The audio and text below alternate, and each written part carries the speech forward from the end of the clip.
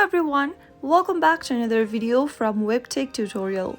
In today's episode, I'm going to be showing you how to enable dark mode on SoFi. So without further ado, let's get straight into the video.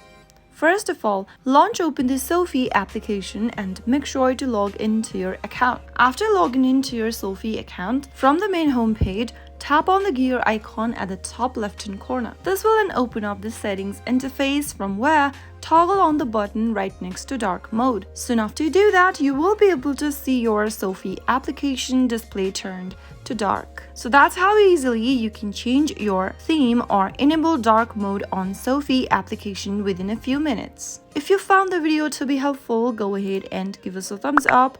Don't forget to subscribe to the channel by hitting the subscribe button. Also press on the bell icon so that you'll never miss another upcoming upload from us. I will see you again in the next episode. Goodbye till then.